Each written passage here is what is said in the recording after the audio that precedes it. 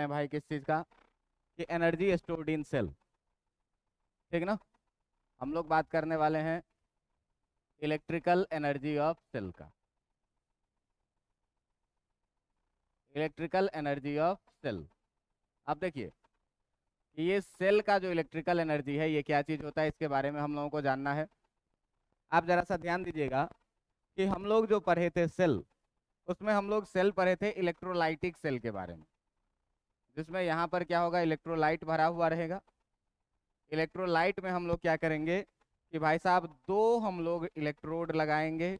एक इलेक्ट्रोड रहेगा ऐसा जो पॉजिटिवली चार्ज रहेगा, एक इलेक्ट्रोड रहेगा ऐसा जो नेगेटिवली चार्ज रहेगा। ठीक है। जिस पर पॉजिटिवली चार्ज रखे थे इसको हम लोग एनोड बोले थे, और जिस पर नेगेटिवली चार्ज रखे थे इस पर हम लोग क्या बोले थे, कैथोड रखे थे। और इसके अंदर में ये जो मटेरियल भरा हुआ है, ये मटेरियल कैसा भरा हुआ है, इलेक्ट्रोलाइट। केमिस्ट्री में आप लोग पढ़े होइएगा। इलेक्ट्रोलाइट क्या होता है, एक आयनिक सॉल्यूशन होता है जिसमें आयन मूव करने के लिए फ्री होते हैं। अब इसमें होगा क्या भाई, इस अंदर में होता है क्या, केमिकल रिएक्शन। इसके अंदर में क्या होगा, केमिकल रिएक्शन। और ये केमिकल रिएक्शन कैसा होता है, तो ये होता है एक्जोथर्मिक रिएक्शन। ये होता है कैसा, एक्जोथर्मिक रिएक्शन। एक्जोथर्मिक रिएक्शन का मतलब कि इससे हीट क्या होगा, जनरेट होगा। अब जरा सा आप सोचिएगा कि इसके अंदर में कोई फ्री इलेक्ट्रॉन नहीं है, आयंस हैं। अब हम क्या करेंगे कि इसके पॉजिटिव टर्मिनल को और नेगेटिव टर्मिनल को हम एक किसी रेजिस्टेंस से होकर के क्या किए, मिला दिए, जोड़ देंगे। तो अब इसमें होगा क्या भाई कि इधर से करंट जाना शुरू हो जाएगा। इसमें करंट जाना शुरू होगा तो इस कंडक्टर में फ्री इलेक्ट्रॉन्स होंगे, और इस केमिकल रिएक्शन के कारण इसके अंदर में जो आयंस फ्री है, ये आयंस फ्री है इलेक्ट्रॉन। इस इलेक्ट्रॉन को, ये एक्जोथर्मिक रिएक्शन है तो ये क्या करेगा, एनर्जी देगा। इलेक्ट्रॉन बहुत छोटा पार्टिकल है, और इस छोटे से पार्टिकल को अगर थोड़ा सा भी हीट यहाँ से मिल जाए तो ये बहुत ज्यादा हीटेड हो जाएगा, बहुत ज्यादा एक्साइटेड होगा। अब ये क्या करेगा, लिया इलेक्ट्रॉन, एनर्जी लिया, चल देगा यहाँ से इस रेजिस्टेंस में, और इस रेजिस्टेंस में ये अपना एनर्जी क्या करेगा, बर्बाद कर लेगा। कैसे, तो अगर ये बल्ब है तो ये अपने एनर्जी को लाइट एनर्जी और हीट एनर्जी में कन्वर्ट कर देगा। अगर ये फैन है तो ये अपने एनर्जी को मैकेनिकल एनर्जी में कन्वर्ट कर देगा। अगर ये साउंड बॉक्स है तो ये अपने एनर्जी को क्या करेगा, साउंड एनर्जी में कन्वर्ट कर देगा। बात समझ में आ रहा है। मतलब इस सेल के इलेक्ट्रॉन के पास अपना कोई एनर्जी नहीं है, बस इलेक्ट्रॉन क्या है, एनर्जी कैरियर। और इसको जो इलेक्ट्रॉन को एनर्जी प्रोवाइड कर रहा है, ये कौन कर रहा है, ये सेल। तो हमको इसी एनर्जी के बारे में पढ़ना है कि आज ये एनर्जी होता क्या है। तो सेल का एनर्जी एक ऐसा एनर्जी है जो इसके अंदर चार्ज फ्लो करने में क्या करता है, सहायता करता है।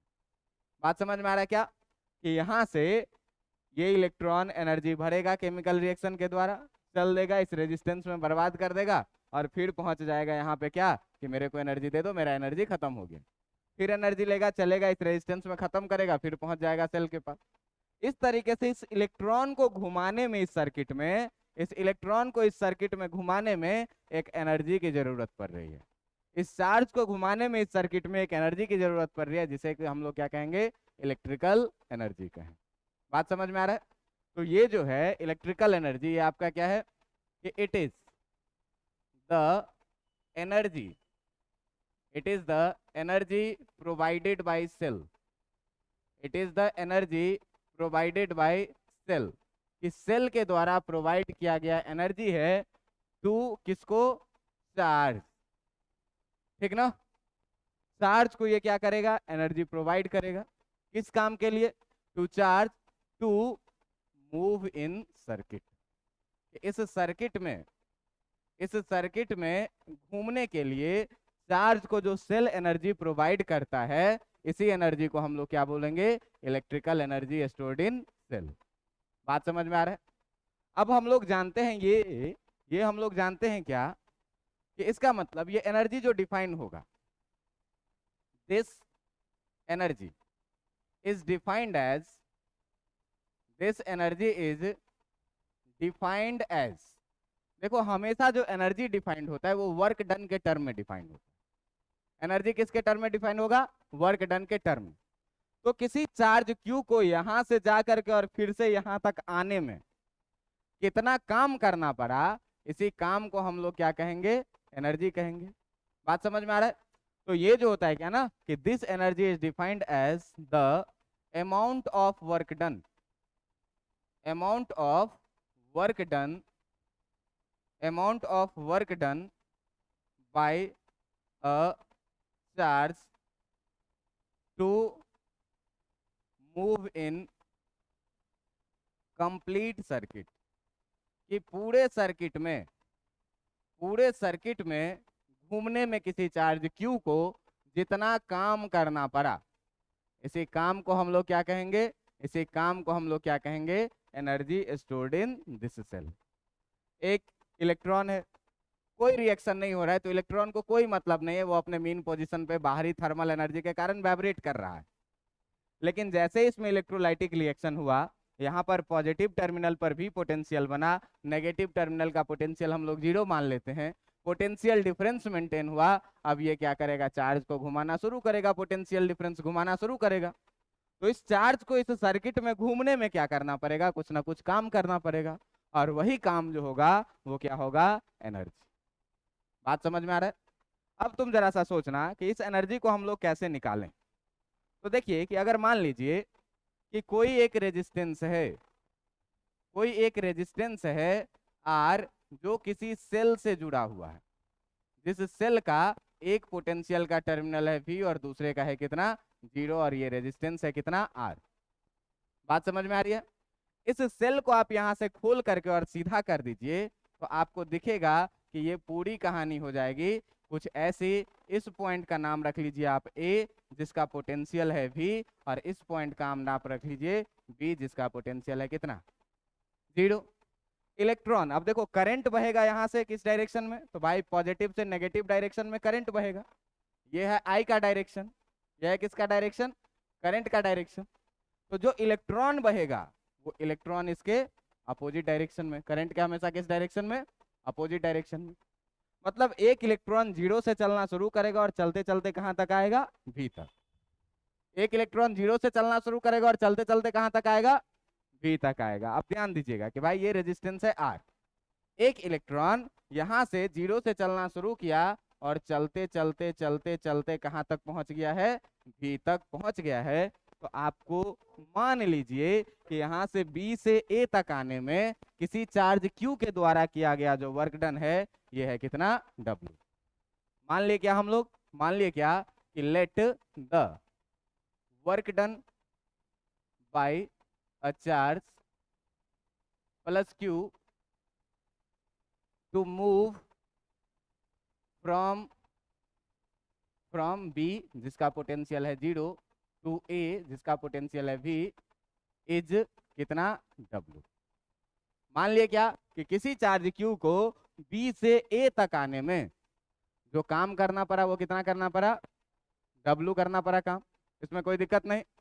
अब देखो कि यही जो W हो जाएगा ये एनर्जी के बराबर में हो जाएगा, यही वर्क डन किसके बराबर में हो जाएगा, एनर्जी के बराबर में। अब तुम ध्यान से देखना कि पोटेंशियल डिफरेंस क्या कहता है, by the definition of, by the definition of potential difference, by the definition of potential difference, कि पोटेंशियल डिफरेंस का डेफिनेशन क्या कहता है।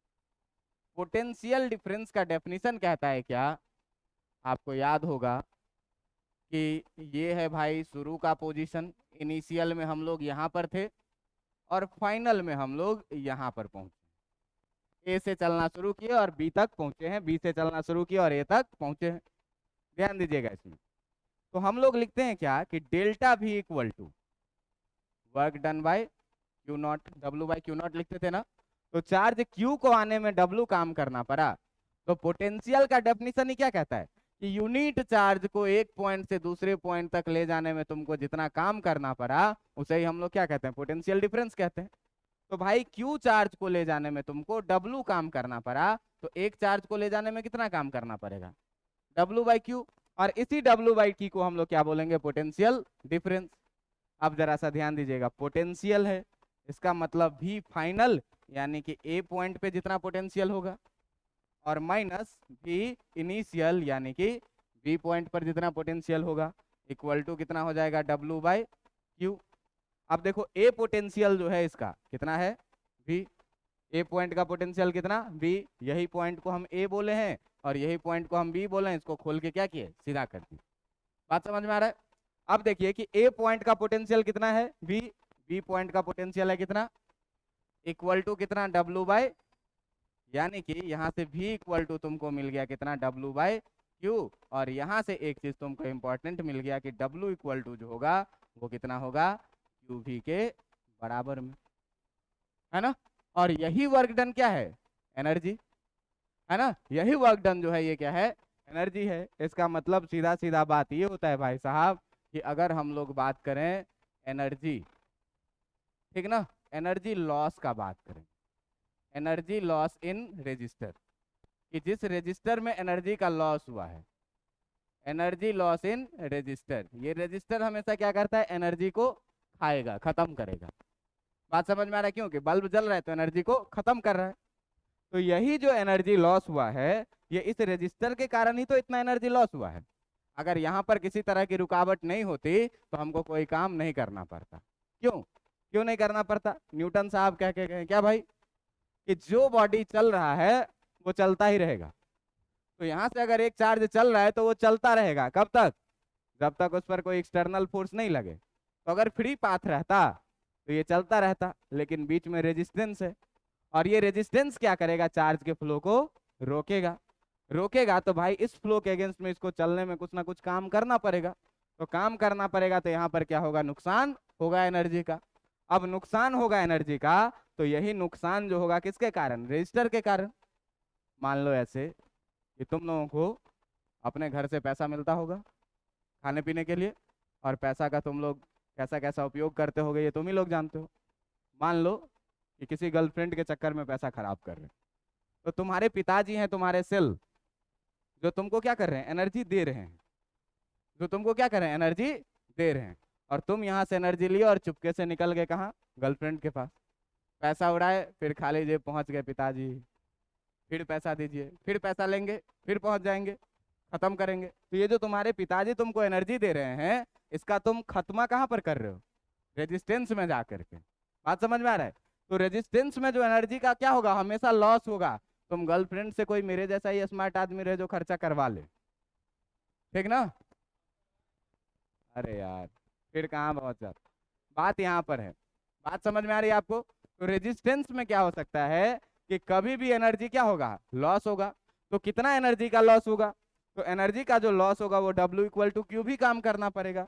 तो इसका मतलब जो एनर्जी लॉस इन रेजिस्टर होगा ये किसके बराबर में होगा, ये होगा किसके बराबर में, तो वर्क डन बाय चार्ज के बराबर में, है ना। वर्क डन बाय चार्ज के बराबर में क्या होगा, एनर्जी लॉस। अब एनर्जी लॉस जो होगा वर्क डन बाय चार्ज के बराबर में, तो वर्क डन बाय चार्ज है W इक्वल टू हो जाएगा क्या E, और इसको हम लोग कितना निकाले हैं क्यू भी, कितने निकाले थे ना।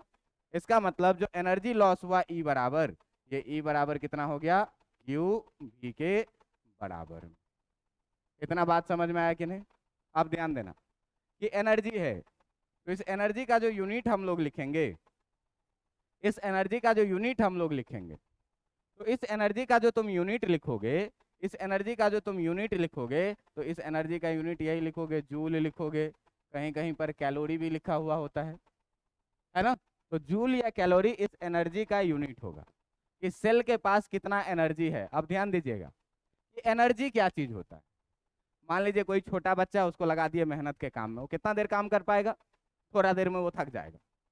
लेकिन हम लोग हैं एडल्ट लोग हैं, हम क्या करेंगे, उसी काम को ज्यादा लंबे समय तक करते रह जाएंगे। इसका मतलब क्या कि इस छोटे बच्चे के पास जो एनर्जी था वो कम एनर्जी था, ये तुरंत खत्म हो गया।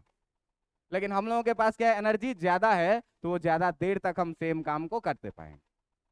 तो जिस सेल का पोटेंशियल डिफरेंस जितना रहेगा उसमें एनर्जी भी क्या रहेगा, उतना अधिक।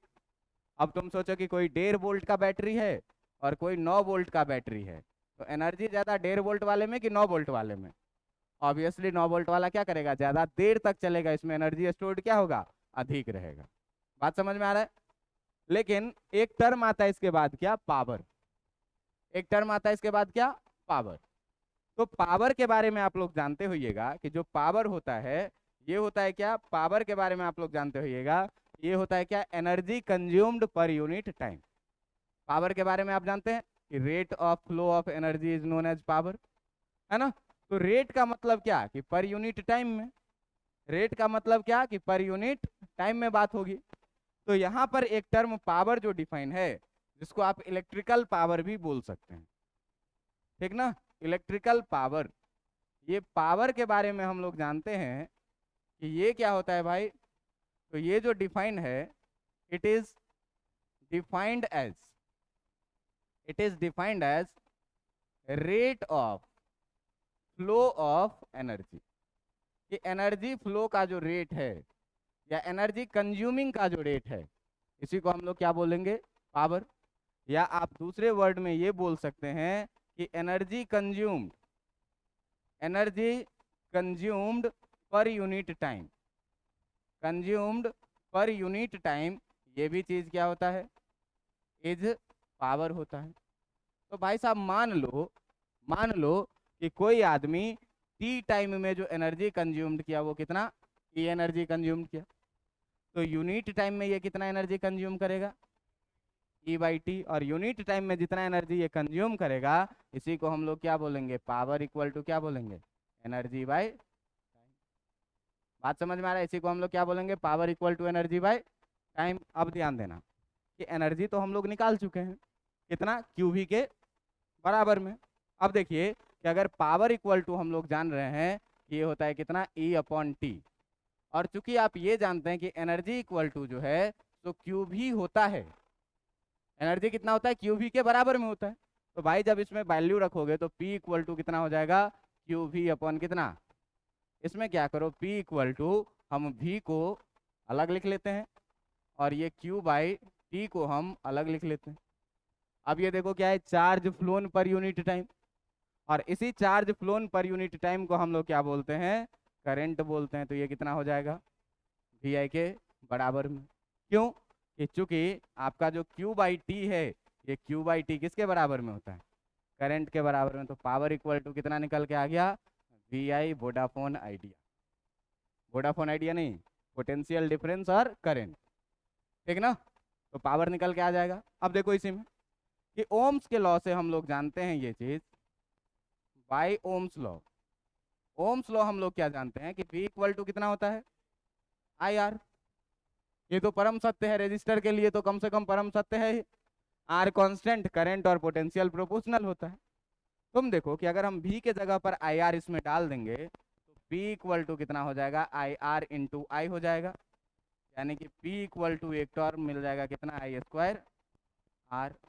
दूसरा बात ये देखो कि अगर हम यहाँ से चाहें तो हम लोग ओम्स लॉ से ये जानते हैं भाई कि V इक्वल टू जो होता है वो V इक्वल टू कितना होता है? I R. हम अभी V के जगह पर डाले थे। अगर हम I इक्वल टू चाहें तो I इक्वल टू कितना लिखेंगे? V अपॉन, और इसमें फिर से डाल दीजिए P इक्वल टू वी आई में। तो P इक्वल टू वी आई में अगर आप I के जगह पर डाल दीजिएगा V अपॉन आर, तो ये कितना हो जाएगा? V square by R. तो पावर का एक फॉर्मूला और आपको मिल गया, क्या? V square by R. Power का अपने पास 3 फॉर्मूला मिला। पावर का 3 फॉर्मूला मिला, एक P equal to V I, एक मिला आई स्क्वायर आर और एक मिला कितना? V square by R. ये है पावर का तीनों फॉर्मूला। अब देखो कि तुम्हारे पास अगर सर्किट है तो तुम्हारे पास कम से कम 2 चीज तो पता रहेगा। सर्किट सॉल्व करके तुम तीसरा निकाल भी लोगे, निकाल लोगे कि नहीं? तो कोई भी 2 चीज पता रहे, अगर पोटेंशियल डिफरेंस और करंट पता रहे तो भी पावर निकल जाएगा। अगर करंट और रेजिस्टेंस पता रहे तो भी पावर निकल जाएगा।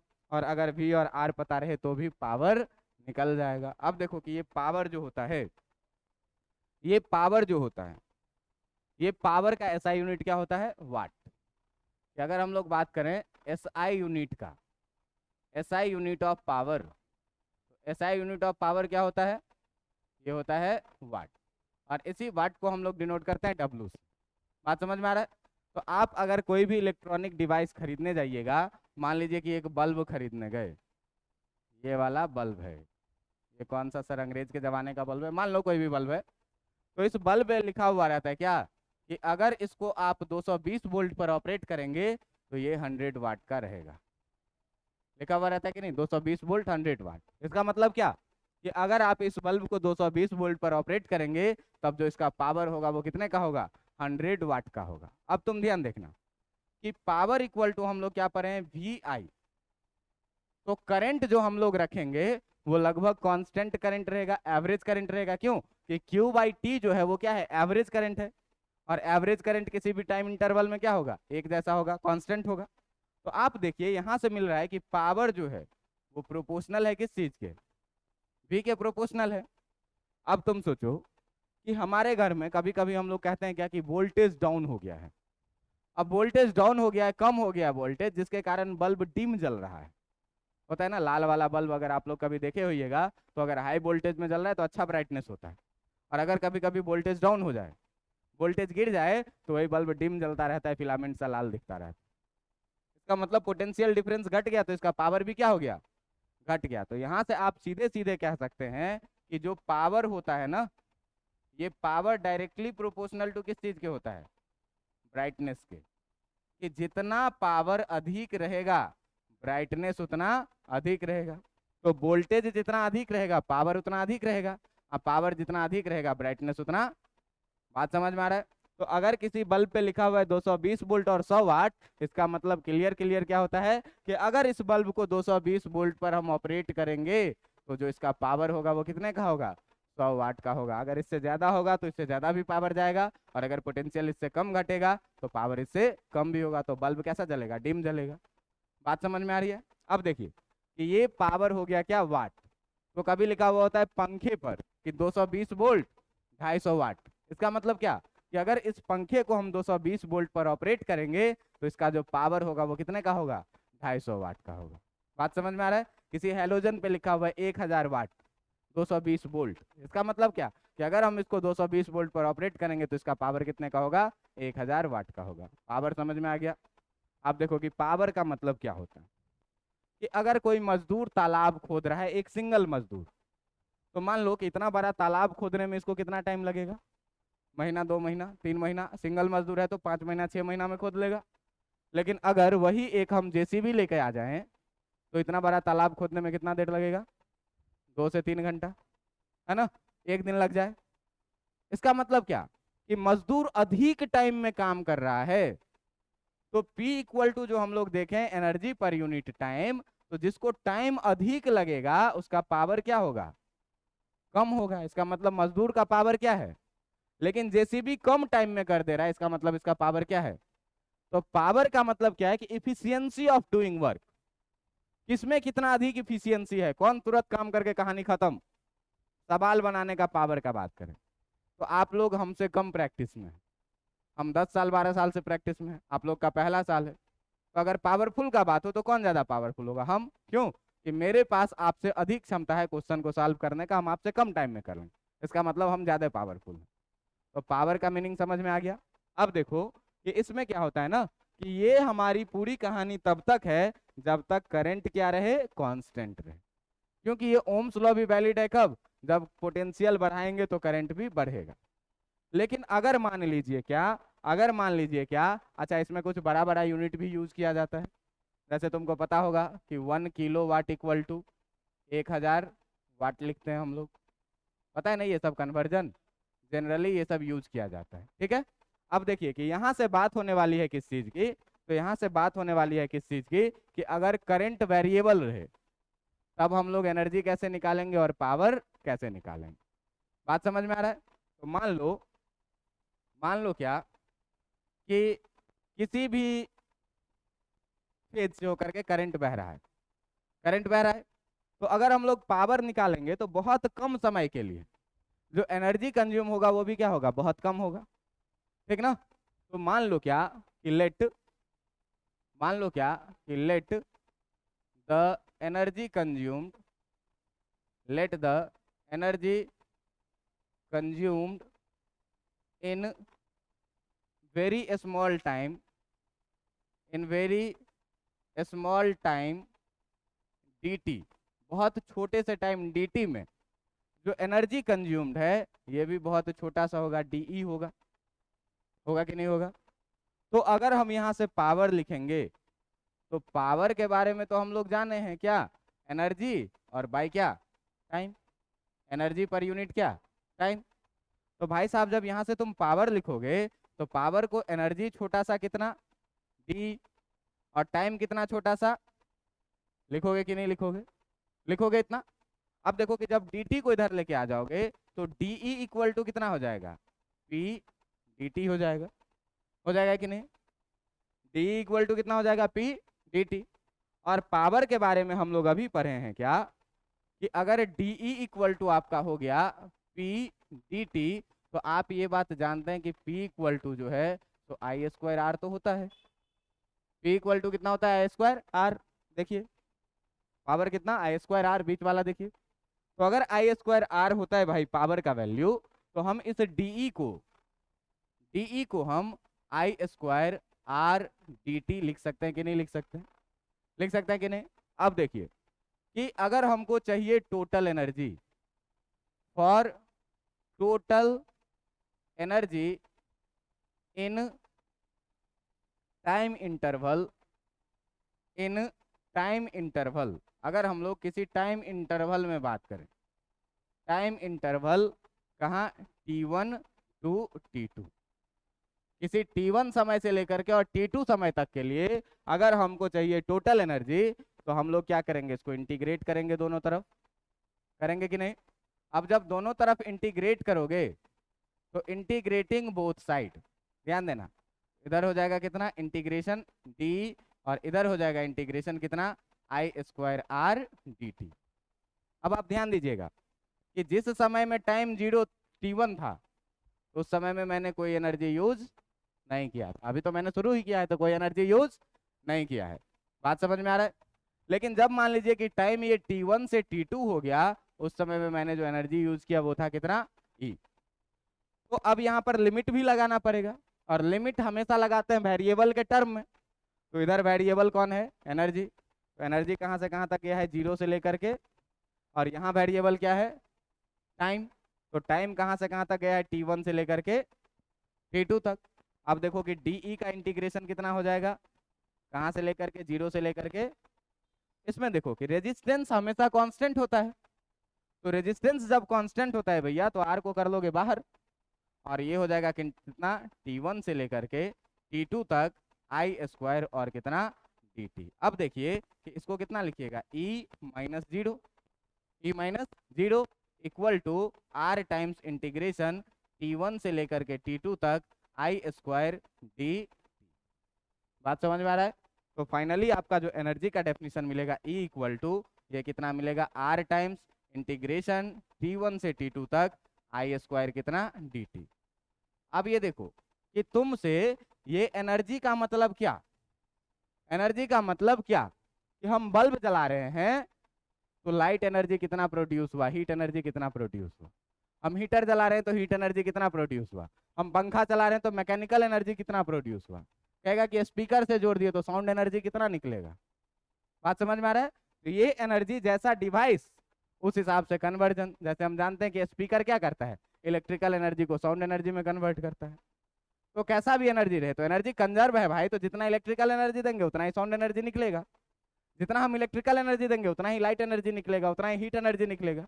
तो वो कैसा डिवाइस है उस पर डिवाइस करता है। अब तुमको हीट बोले तो भी यही एनर्जी समझना है, तुमको साउंड बोले तो भी यही एनर्जी समझना है, तुमको लाइट बोले तो भी यही एनर्जी समझना है, वो डिवाइस पे डिपेंड करेगा।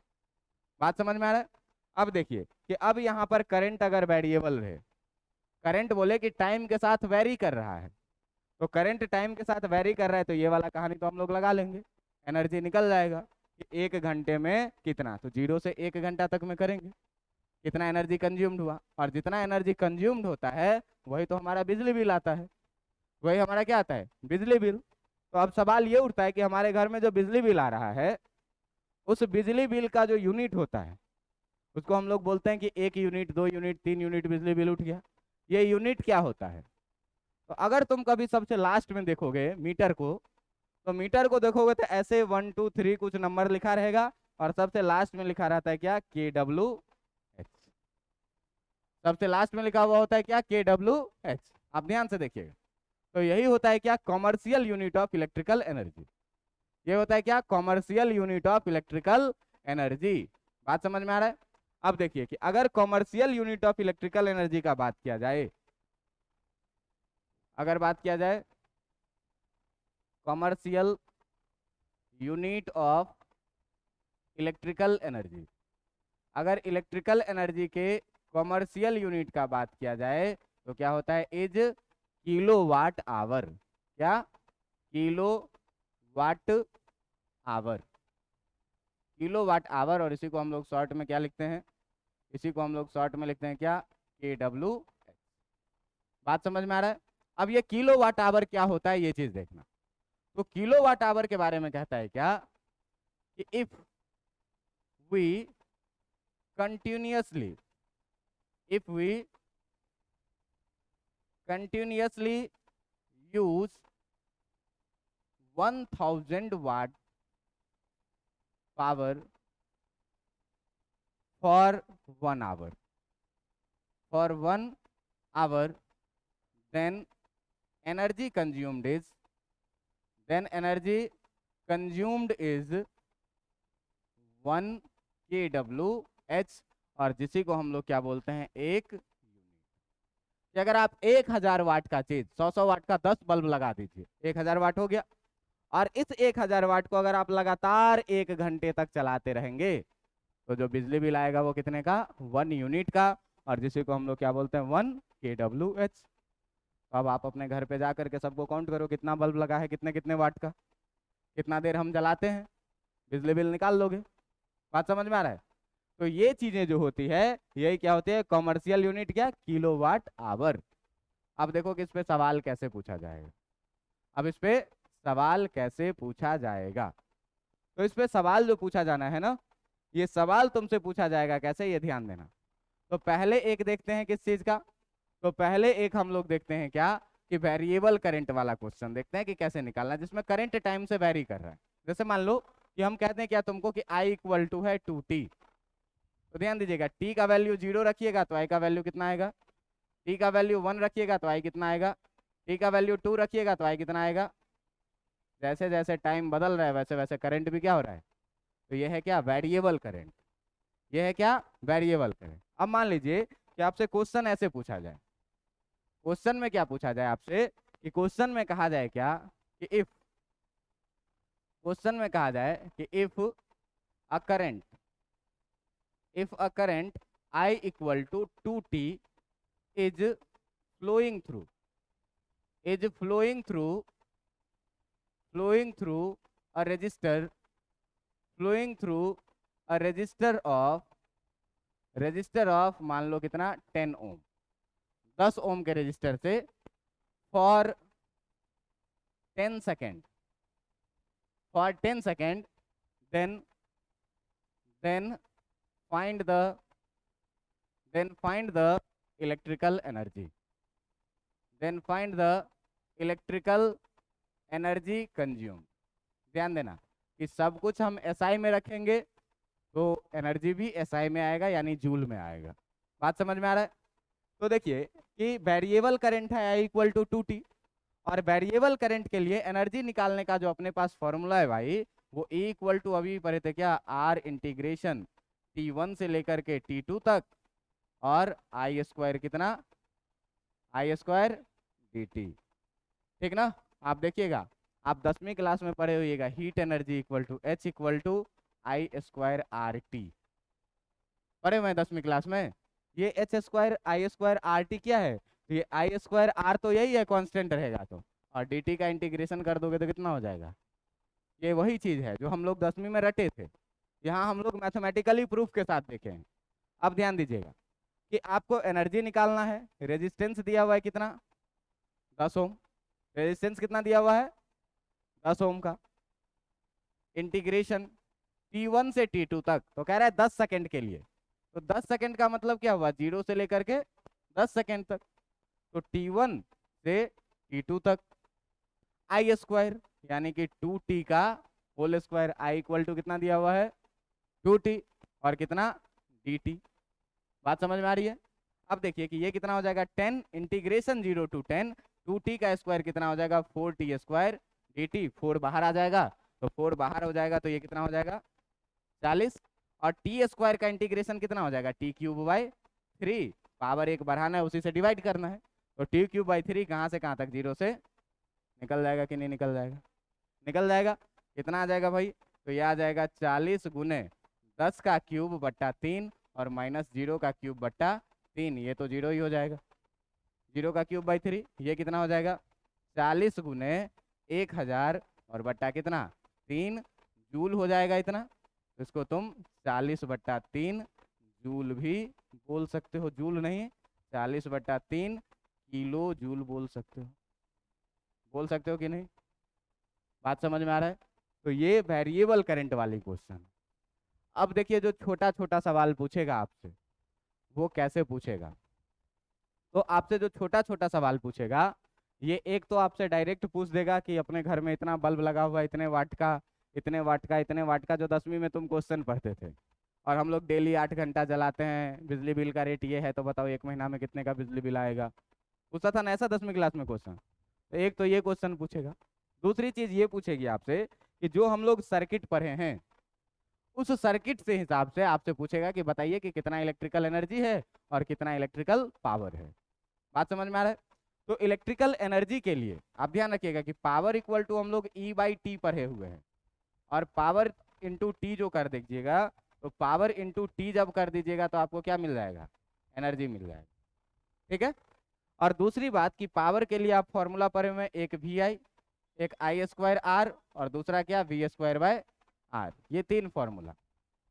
अब ध्यान से देखना कि तुमसे एक सवाल पूछ देगा कैसे क्वेश्चन पूछ दिया क्या कि हम यहाँ पर 2 रेजिस्टर लगाए हैं सीरीज में है दोनों रेजिस्टर कनेक्टेड है कितने से 12 वोल्ट के सोर्स यदि ये है भाई साहब 4 ओम का और ये है 2 ओम का तो बताइए कि हर इंडिविजुअल रेजिस्टर कितना एनर्जी कंज्यूम कर रहा है का पावर कितना है ठीक ना ये है R1 और ये है R2 आपसे पूछेगा क्या कि find the power of R1 and R2 R1 और R2 का क्या करिए पावर बताइए तो हमको R पता है और V पता है तो सीरीज में है लेकिन तो सीरीज में है तो यहाँ का V1 होगा यहाँ का V2 होगा ये पहले तुमको निकालना पड़ेगा खैर वो सब बातें छोड़ो हम करते क्या है ना इस दोनों को हम मिला करके एक रेजिस्टर बना लेंगे भैया तो एक रेजिस्टर बना लेंगे तो कितने का हो जाएगा 6 ओम का हो जाएगा कि नहीं सीरीज में है 4 ओम और 2 ओम कितने का 6 ओम का और इसके साथ बैटरी लगा हुआ है कितने का भाई 12 वोल्ट का V इक्वल टू जब हम आई आर लगाएंगे तो 12 इक्वल टू आई गुने 6 हो जाएगा आई इक्वल टू कितना आ जाएगा मतलब इससे होकर के करंट कितने का बह रहा है 2 एम्पियर का। अब देखो यहाँ से करंट कितने का जाएगा और यहाँ से भी कितने का करंट जाएगा सीरीज में सारे से करंट बहेगा सेम। अब यहाँ से अगर आप V1 निकालना चाहें तो निकाल सकते हैं V1 equal to I R1 कितना हो जाएगा और ये कितना हो जाएगा 4 वोल्ट। अब तुम चाहो तो I से भी निकाल सकते हो I से कैसे निकालोगे तो आई स्क्वायर आर 2 दूनी 4 चौका 16 और यहाँ से 2 दूनी 4 दूनी 8 और 16 और 8 कितना हो गया 24 यानी कि ये कितने का पावर 24 वाट का। बात समझ में आ रहा है। दूसरी बात यहाँ से देखिए आप यहाँ से निकाल करके देखिए जो फॉर्मूला निकालना हो पावर स्केलर क्वांटिटी है पावर को आप सिंपली जोड़ सकते हैं तो यहाँ से देखिए कितने का पावर आ रहा है भाई R1 का पावर अगर हम बात करें WR1 का या PR1 का पावर ऑफ R1 का अगर हम लोग बात करें पावर ऑफ R1 का अगर हम लोग बात करेंगे तो पावर ऑफ R1 कितना आ जाएगा देखो लिखोगे कितना आई स्क्वायर R1 आई स्क्वायर कितना 2 का स्क्वायर और R1 का वैल्यू कितना ये कितना आ जाएगा 16 वाट। बात समझ में आ रहा है। अगर तुम लिखोगे पावर ऑफ R2 का ये भी कितना आई स्क्वायर R2 आई कितने का 2 का स्क्वायर और रेजिस्टेंस कितने का 2 का ये कितना हो जाएगा 8 वाट। अगर टोटल पावर का बात करोगे तो टोटल पावर का बात करोगे तो 16 और प्लस 8 कितना हो जाएगा 24 वाट। ध्यान से देखो यहाँ से भी तुम निकाल के देखो यहाँ तो तीनों चीज पता है बताओ तीनों में से कौन सा फॉर्मूला लगाएं? वी आई लगाएं। तो वी आई लगाओ 12 और गुने कितना, power equal to I V, और आई वी का मतलब क्या, ये भी कितने का, 24 वाट। तो आप कैसे भी निकालिए, सारे से कहानी क्या निकलने वाला है, सेम। एक तो ये कहानी हो गई। दूसरी चीज तुम देखो ध्यान से, कि दूसरी चीज देखो ध्यान से, कि अगर करंट मान लिया जाए कि कांस्टेंट है, अगर मान लिया जाए क्या, कि करंट कांस्टेंट है, तो आप एक चीज ध्यान से देखिएगा कि ओम्स लॉ क्या कहता है। ओम्स लॉ क्या कहता है कि V प्रोपोर्शनल I होगा। V प्रोपोर्शनल क्या होगा, I होगा। हम लोग अभी क्या देखे हैं कि P प्रोपोर्शनल जो होगा वो क्या होगा, V होगा। बात समझ में आ रहा है? और रेजिस्टेंस तो हमेशा कांस्टेंट होता है। तो इस तीनों को कहानी को मिला करके देखिए, तो प्री प्रोपोर्शनल भी प्रोपोर्शनल आई होगा कि नहीं होगा, होगा। ये इतना चीज तो होगा। लेकिन एक चीज और देखना, कि इसमें हम लोग एक चीज का अगर बात करें, तो ये जो करंट लिखेंगे I इक्वल टू, तो V इक्वल टू कितना लिखते हो, आई आर। तो I इक्वल टू कितना लिखोगे, V बाई आर लिखोगे। मतलब करंट और रेजिस्टेंस एक दूसरे के इन्वर्सली प्रोपोर्शनल है। तो करंट और रेजिस्टेंस एक दूसरे के इन्वर्सली प्रोपोर्शनल है, तो इसका मतलब जो है, तो P प्रोपोर्शनल टू V हुआ, V प्रोपोर्शनल टू I हुआ, और I प्रोपोर्शनल टू क्या हो जाएगा, 1/, मतलब जिसका रेजिस्टेंस ज्यादा उसका पावर कम, जिसका रेजिस्टेंस कम उसका पावर, जिसका करंट कम उसका पावर कम, जिसका करंट कम उसका पावर, ऐसे।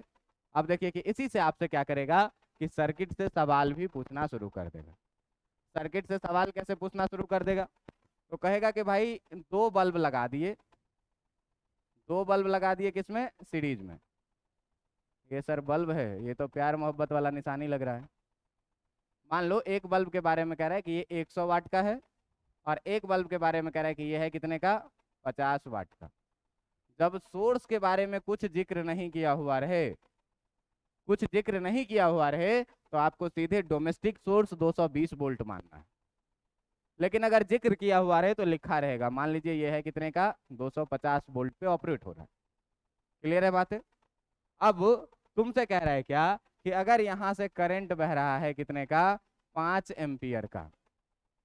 अगर यहाँ से करंट बह रहा है कितने का, 5 एम्पियर का, तो बताइए कि यहाँ का जो है सो इक्विवेलेंट रेजिस्टेंस कितना होगा। तो इस पावर से पहले देखो, 5 एम्पियर का करंट है, मतलब इधर से भी करंट कितने का जाएगा, और इधर से भी करंट कितने का जाएगा, 5 एम्पियर का जाएगा। अब देखो कि पावर का फॉर्मूला है अपने पास तीन, एक तो है P equal to V I, एक है क्या अपने पास पावर का करंट, एक है क्या आई स्क्वायर आर, और एक है क्या वी स्क्वायर बाय आर। हमको अगर पोटेंशियल निकल जाए या रेजिस्टेंस निकल जाए तो मेरा काम हो जाएगा, है ना। पोटेंशियल निकल जाए तो हम लोग पोटेंशियल निकालने का ही कोशिश करेंगे। P इक्वल टू वी आई लगाओ, तो देखो तो पहले वाले का पावर अगर लगाओगे P1 इक्वल टू, तो V1I हो जाएगा कि नहीं। पावर पहला वाला कितना है, P1 100 वाट का। पोटेंशियल V1 हमको नहीं पता है, लेकिन करंट हमको पता है कि करंट जो इससे जा रहा है, ये करंट कितने का जा रहा है, 5 का। यानी कि V1 इक्वल टू जो आ गया, ये V1 इक्वल टू कितने का आ गया, 20 आ जाएगा। ठीक ना, P इक्वल टू कितना भी है, 20 वोल्ट आ गया। अब देखो दूसरी बात ये, कि यानी कि यहाँ का जो पोटेंशियल है वो कितने का है, V1 इक्वल टू 20 वोल्ट का। दूसरी बात देखिए कि अगर ये 50 वाट वाला है, तो 50 वाट वाला से अगर आप P2 इक्वल टू निकालिएगा, तो ये कितना आ जाएगा, V2I आ जाएगा। तो V2I आ जाएगा, इसका मतलब ये 50 इक्वल टू कितना आ जाएगा, 50 equal to V2 into current कितने का, 5 का। तो V2 इक्वल टू कितना आ जाएगा, 10 वोल्ट। अब देखो कि करंट पता चल गया और पोटेंशियल पता चल गया। कहोगे कि सर सम तो जो है सो नहीं आ रहा है। तो पोटेंशियल क्या है, एनर्जी है ना, और ये एनर्जी बल्ब में जाके बर्बाद भी तो होना है। तो यहाँ कंजर्वेशन नहीं, यहाँ कुछ एनर्जी कन्वर्ट हो रहा है लाइट एनर्जी में, क्योंकि सर्किट चल रही है। नहीं तो यहाँ 20 10 30 ही आ रहा है ना।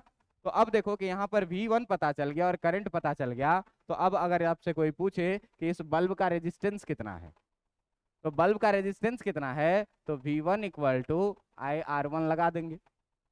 V1 है कितना भाई, 20 का, I है कितना भाई, 5 का, R1 नहीं पता, यानी कि R1 बराबर कितने का, 4 ओम का। अगर हम यहाँ से दूसरा बात करें, V2 equal to IR2, V2 हमको पता है 10 का, करंट हमको पता है, और R2 नहीं पता है, तो R2 इक्वल टू कितने का आ जाएगा, 2 ओम का। तो कभी कभी आपसे ऐसे भी पूछ देगा कि बताइए कि अब इस दोनों को जब हम मिला करके सीरीज में जलाएंगे तो पावर कितना होगा। इस दोनों को जब मिला करके सीरीज में जलाएंगे तो पावर कितना होगा। आप दोनों को जब मिला दिए सीरीज में, इसका मतलब भैया ये हुआ कि एक रहा ये 4 ओम और एक रहा ये कितने का, इसको ऑपरेट कर रहे हैं कितने पर, इसको ऑपरेट कर रहे हैं कितने पे, 250 वोल्ट पर, 250 वोल्ट पर। ये दोनों मिल करके कितना हो जाएगा, 6 ओम का। कितने पर इसको ऑपरेट कर रहे हैं, 250 वोल्ट पे। अब देखिए कि अगर इसका इक्विवेलेंट पावर पूछा जाए तो इक्विवेलेंट पावर के लिए फिर आर पता है और वी पता है। तो वी और आर वाला कौन सा फॉर्मूला है, वी स्क्वायर बाय आर। तो वी स्क्वायर बाय आर मतलब निकाल करके कहानी खत्म कर दो। बात समझ में आ रहा है। तो इस तरीके से ऑपरेट करना है। सर्किट से रिलेटेड जो भी क्वेश्चन रहे उसको, और मेरे ख्याल से आज के लिए इतना चीज़ काफ़ी है। ये बहुत छोटा सा टॉपिक था जो हम लोग 10th क्लास में ही मेनली पढ़े रहते हैं। यहाँ पर हम थोड़ा सा क्या किए, बस पोटेंशियल डेफिनेशन लगा करके, पोटेंशियल डिफरेंस का डेफिनेशन लगा करके हम लोग वेरिएबल करंट वाली कहानी यहाँ से प्रूफ कर ली। ठीक है, बाकी का सारा चीज़ जो है तो वही है जो आप 10th क्लास में पढ़े हैं। एक आध एप्लीकेशन भी इसका देखे, एक आध एप्लीकेशन देखे। खाली यहाँ पर हम लोग पोटेंशियल डेफिनेशन लगा करके एनर्जी फाइंड आउट कर लिए। एनर्जी का यूनिट क्या होता है, पावर का क्या यूनिट होता है, कमर्शियल यूनिट क्या होता है और कैसे हम लोग यूज़ करते हैं, ये सारी कहानी आपको समझ में आई होगी। ये लेक्चर होता है यहाँ पर समाप्त। अगले दिन हम लोग पढ़ेंगे मीटर ब्रिज, और इस मीटर ब्रिज में जो है तो आप पढ़ के आइएगा व्हीटस्टोन ब्रिज। ठीक है, तो मीटर ब्रिज एक बहुत ही थ्योरेटिकल लेक्चर है, अगले दिन पढ़ेंगे। और मीटर ब्रिज पर बेस्ड है, इसीलिए मीटर ब्रिज थोड़ा सा पढ़ के आइएगा, व्हीटस्टोन ब्रिज, और इसी पर बेस्ड है मीटर ब्रिज, इसीलिए हम लोग मीटर ब्रिज पढ़ेंगे। कभी कभी बोर्ड एग्जाम में पूछ देता है कि मीटर ब्रिज का क्या यूज है, या कभी कभी पूरा लंबा में पूछ देगा मीटर ब्रिज। तो आपको आना चाहिए, बहुत ही आसान चीज़ है, लेकिन व्हीटस्टोन ब्रिज पढ़ के आइएगा तब। ठीक है, चलिए काफ़ी आज की।